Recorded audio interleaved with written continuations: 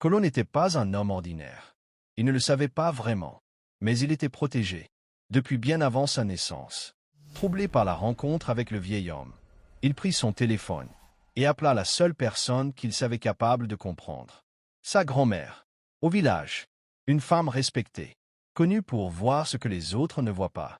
À peine Kolo commença à parler, qu'elle l'interrompit. « Je sais déjà. Les ancêtres m'ont parlé cette nuit. » Le cœur de Kolo s'arrêta un instant.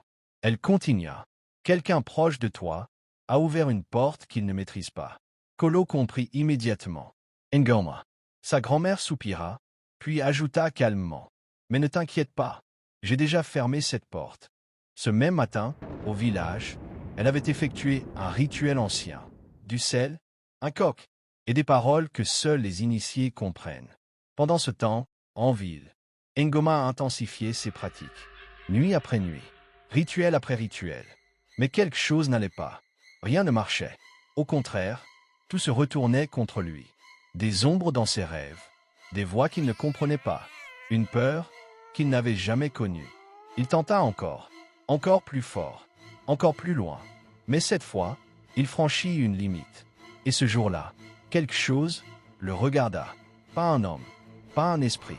Quelque chose de plus ancien, plus froid, plus juste. Et la sentence tomba.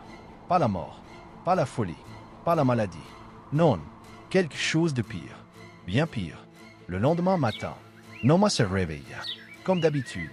Mais rien n'était normal. Sa femme le regarda, comme un étranger.